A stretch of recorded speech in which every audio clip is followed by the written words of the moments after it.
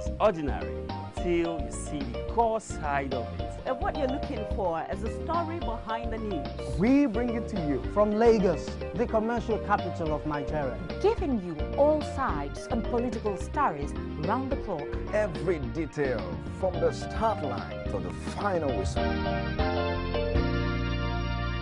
CoreTV News, expanding your view.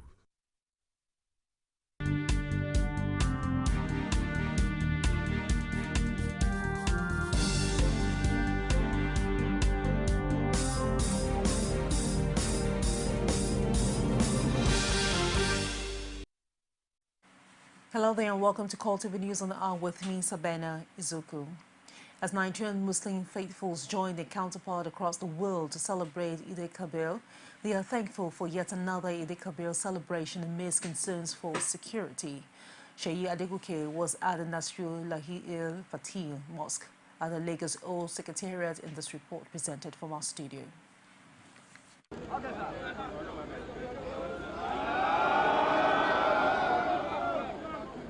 The significance of the Eid-el-Kabir to the Islamic faithful is the demonstration of faith and confidence in Allah. According to the seminar, Abdulaziz Onike, Muslims should use the spirit to renew their faith in God.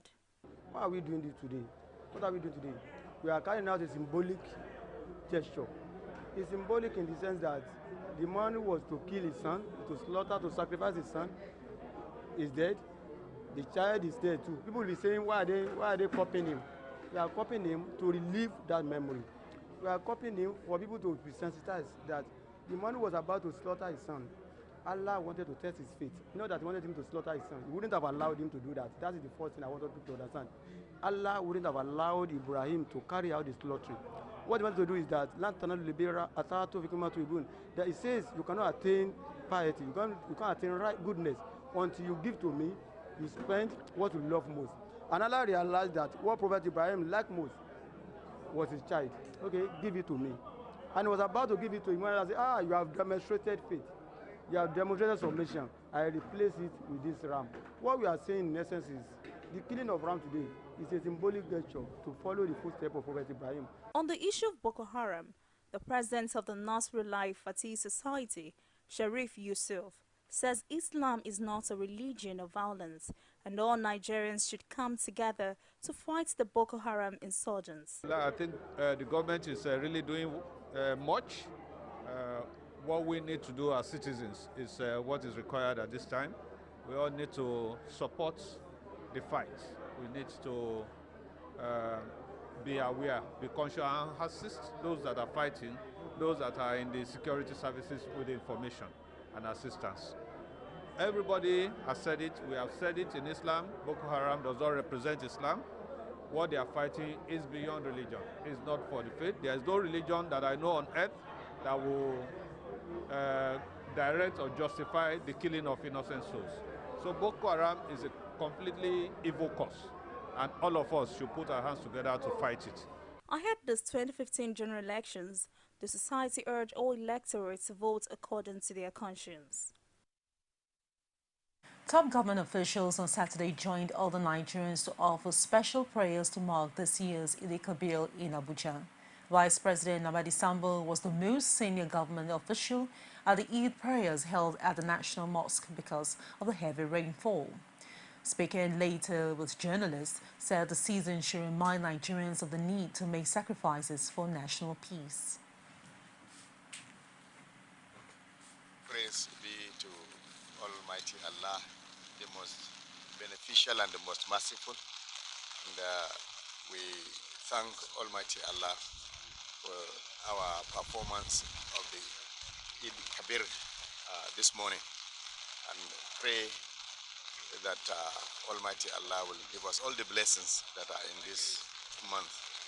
I will seize this singular opportunity to extend our Salah greetings, our felicitations, and pray for the continued peace and development of our country, and call on all Nigerians to continue to be our brothers keepers, continue to cooperate with the administration of our president in order to succeed in the transformation of Nigeria into the one of the most developed nations in Nigeria, in the world. Thank you.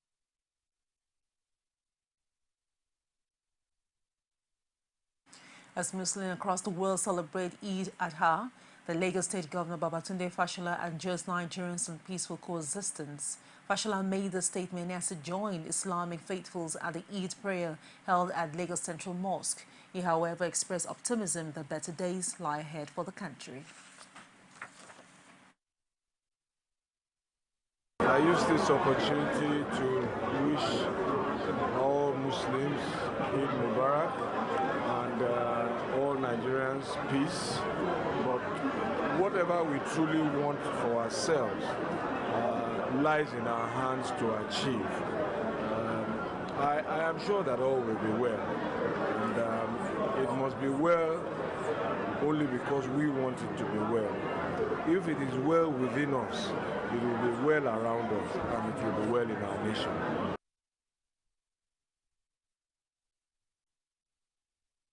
Ahead of the Eid Kabir festivities, many Abuja residents have been traveling out of the capital city. This is especially as Monday and Tuesday next week have been declared as public holidays.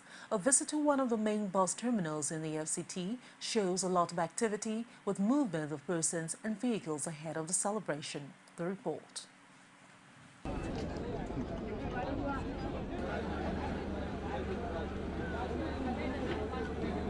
One will expect to see quite a number of passengers at the park at this time, more than any other day, but there appears to be a drop in number. This, CoreTV News learned, is because many had traveled before Thursday. This man tells us that, as it's usual during festivities, there is a slight hike in transport fare. Government should subsidize transportation fare because it is too high. The price used to be 1,800 naira. Now it is between 2,500 and 3,000 naira. 2,500, 3,000. Another passenger also confirmed the situation.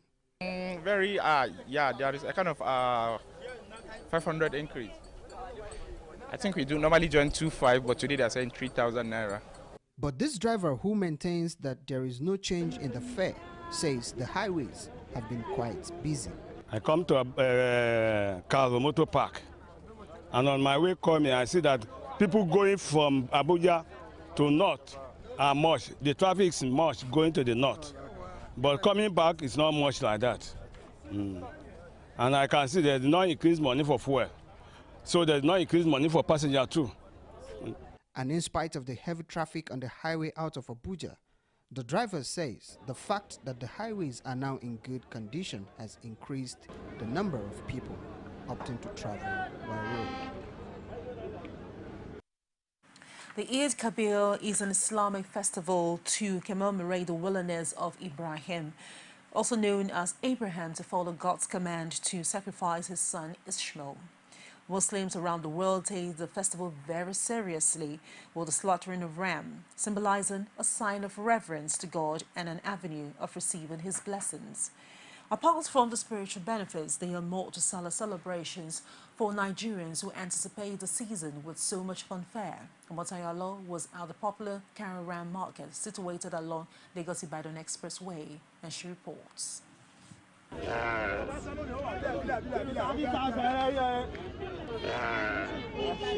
Traders at this market say there is a very high possibility that all of these rams will be sold before and on the day of celebration. They say regardless of the cost and economic situation in the country, the ram market has recorded enormous boom. Market is very nice. People, they come to buy the ram, to come to buy to come to go. As is today start, now today, tomorrow, and not tomorrow, market don't finish. Ram na different.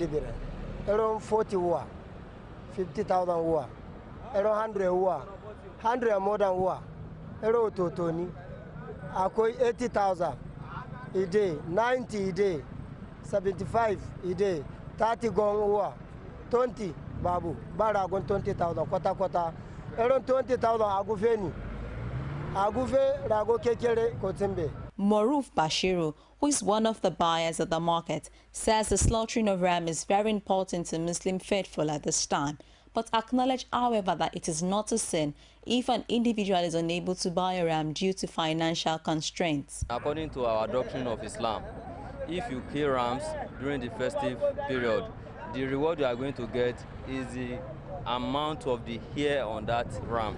If you can quantify the hair on the ram, then you know the exact reward you are going to get from Allah. Maximizing opportunity at this ram market are Kehinde Adedokun, who came all the way from Ibadan to sell ram feet, and Salisu Ibrahim, who earns his livelihood from assisting customers and traders at the market. Before, we are selling it 100 naira, but now, as then they shout they Haram, they worry them for not. They no see this thing buy for inside bush. They can't they buy for garage, so you can't they cost. Now, 500 and 500, we sell each one now. Market, they move very, very well. Go. If person come buy for ram for house, you won't carry and go house, I go put up for ram, make him put them for house, motor. Give me like 200 or 100 naira. Now what is they do that? As buyers and sellers engage themselves passionately, their activities have also affected vehicular traffic on the road. Omotayo Alo, CoreTV News, Lagos.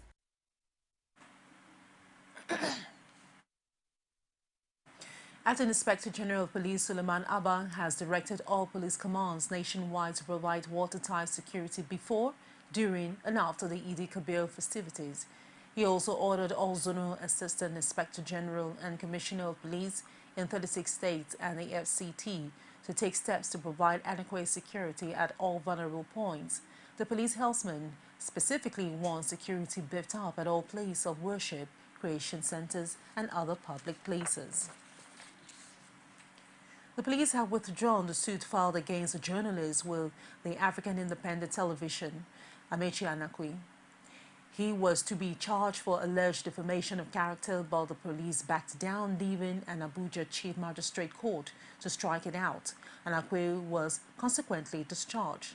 The Assistant Inspector General of Police in charge of Zone 7, Joseph Imbu, had allegedly ordered the arrest and detention of Anakwe for describing him as controversial on a TV program.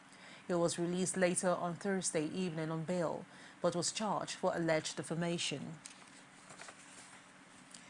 In a related issue, rights activists in Abuja have demanded the sack of Imbu over the arrest and detention of the AIT staff. They converged under the umbrella of Say No campaign to lash out at the one-time River State Police Commissioner, whom they accused of introducing the type of policing that created political crisis in their previous posting. The activists argue that Imbu's style of policing is dangerous to the corporate existence of the nation. Imbu placed himself above the constitutional order in Rivers State, acted in manners that undermined constitutional authority and the constitutional structure of the country. Yet this same person was not only recalled and patted on the back, he was actually rewarded with a promotion and then made an AIG. That's the impunity in the system that we are talking about. And that's why we actually hold the IG accountable. That if the IG had not, the IG and the Police Service Commission, if they had not condoned the excesses of Imbu, he would not have been promoted, and he would not have seen his promotion as actually a pat on the back that his superiors are saying, well done, carry on, and do what you are doing. Mr. Imbu is not just only controversial, he is a disgrace to the Nigerian police. So the reason why I gave you my particulars is the more of us that Imbu can arrest, you should go ahead and arrest. Yeah. The better for us. Yeah. You see, the challenge that we always have as a people is that we respect authority too much. There's authority consciousness that is mind-boggling for us. Imbu is an AIG of police, paid from taxpayers' money, and therefore cannot wake up according to his own whims and caprices to decide who to arrest, to decide who to detain, and decide who to take to court. With continual human rights abuse by the police, Imbu, we want to call for his actually immediate sack. Yes. He has to be sacked. Otherwise, we are going to petition National Human Rights Commission. We are going to petition the National Assembly, relevant committees. Solidarity forever. Solidarity forever. Solidarity forever. We shall always fight for our rights. The Senate President David Mark and the former governor of Lagos State, Bola Tinubu, held a closed-door meeting with President Olusegun Obasanjo. There's more after this. Stay with us. Glad to have you join us on another edition of The Political Arena, the most detailed and incisive political show. If you are a sitting governor and the opposition is able to stomach structure against you, that means you are wicked to the people.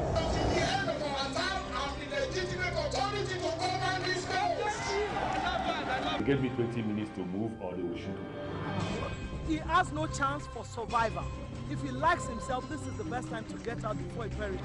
The PDP as a ruling party has failed. So anybody who thinks that government will fold his hands and allow miscreants to take over the streets of our own state and cause havoc is deceiving himself. The good, bad, ugly, and beautiful sides of the Nigerian political system. Join me every Sunday at 9:15 p.m. on CoreTV News. Welcome back to the news. Senate President David Mark and the former governor of Lagos State, Bola Tinubu, held a closed-door meeting with former President Olusegun Obasanjo. The meeting was held at Obasanjo's hilltop residence in Abeokuta. Both Mark and Tinubu, who came ahead of the Senate President, said the issue discussed bordered on politics and the state of the nation. Emerging from the venue of the meeting, Tinubu said he discussed with Obasanjo some of his former boys who would vie for the various elected positions in the 2015 general elections, especially the presidency. When pressed further, Tinubu refused to expatiate on the crucial meeting, which lasted about 2 hours. He later said there was nothing worth celebrating about 54th independence anniversary, since the country remained an invalid baby in the incubator. Mark, who arrived at the hilltop residence at 2 p.m., left around 3:45 p.m., also described Obasanjo as the father of the nation with a wealth of experience. The Senate President told journalists after the meeting that he had come with his team, which included the governor of Delta State, Emmanuel Duaga, People's Democratic Party women leader Josephine Aneni, and Polycarp Inwite, among others, to discuss with Obasanjo and raise some basic issues that affect both the PDP and the nation at large. As the election tribunal continues its sitting on the results of the governorship election, the heavy presence of security personnel during the period has again attracted debate. At a lecture organized by the Association of Veteran Journalists in Osogbo, the National Commissioner of INEC, Lai Olurode, posits that security presence has become sine qua non to peaceful conduct of election and its credibility. Rashid was there and filed this report. Against the backdrop of the recently concluded Ekiti and Osun State governorship elections, the Independent National Electoral Commission is again poised to make use of security agencies in the conduct of subsequent elections in the country. Making a case for the commission, the National Commissioner Lai Olurode, at a public lecture in Osogbo, says INEC, through the deployment of massive security, has been able to overcome rigging which had before the Ekiti and Osun experiences characterized election in Nigeria. Introduction of improved technology is to enhance the process, but it is not going to be sufficient anywhere in the world. But somebody is going to make a return, somebody is going to do the recording, no matter how sophisticated the level of technology that have been deployed. People themselves must keep a watch over the procedure. It's a complementary intervention. It does not imply that people should go to sleep because technology on its own cannot deliver credible results. In some countries, as a matter of fact, people are moving away from technology. They are moving away from electronic voting in some of the countries. So we should not think that technology, the introduction of electronic voting or the introduction of card reader is going to confer credibility on the electoral process. The electoral body also keen on deploying the electronic card reader at the 2015 general elections.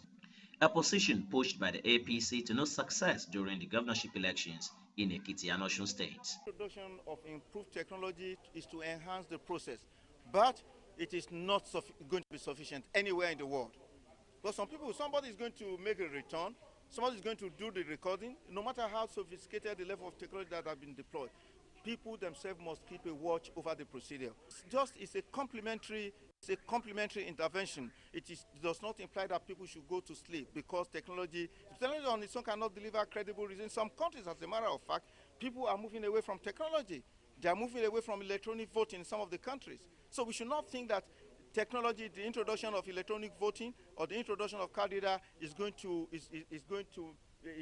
confer credibility on the electoral process. Judging from the experience of his party faithful during the August 9 governorship election, the Commissioner for Information in Osun State, Sunday Akere, commended Olurode, but was quick to point out the security flaws observed before and during the poll, especially as it concerns the treatment meted on some members of the APC. My take on it is that everybody knows that with the mentality of Nigerian politicians, we believe that we must use some measure of force to assert ourselves at elections.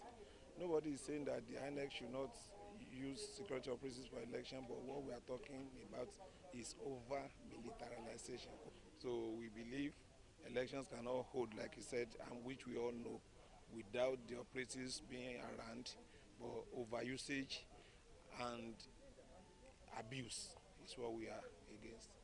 If the security operatives are ready to work the way INEC worked, as allowing... Meanwhile, Nigerians are keenly watching as various electoral reforms are being turned out by the Commission ahead the 2015 general elections.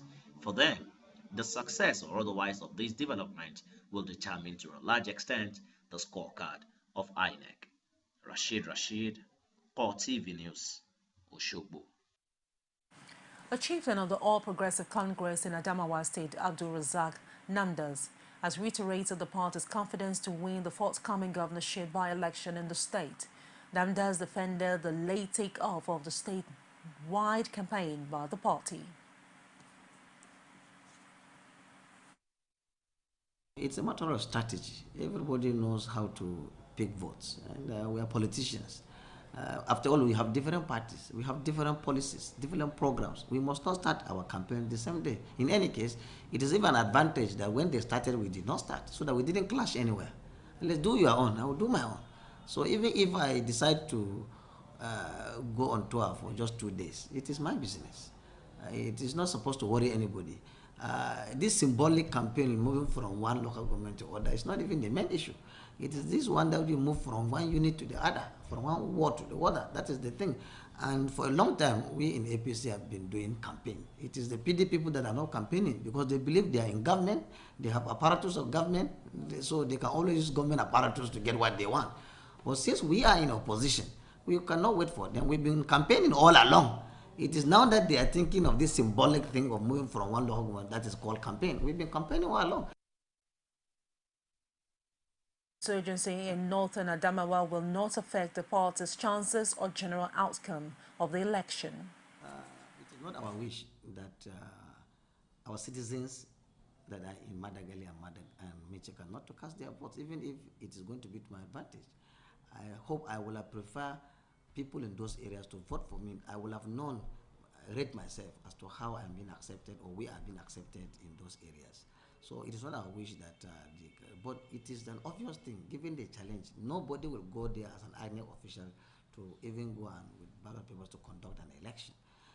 For your safety and for the person who is going to cast it, except it's only the Boko Haram members that will vote, and their names are now on the list, they're not even from that area. So it is a settled matter that elections should not hold in for us. That's how we prefer, because lives of people are more important. And but even given that, it's just 2 local governments out of 21. And if we will have 19 local governments council saying yes to a particular party with a good margin, I think all of us should take it in good faith. It is not our making. It is not brought by APC. Neither is it. So let's wait and see. And that's it on the news on the hour. Do join us at the top of the hour for more. I am Sabena Izuku. Thank you very much indeed for watching.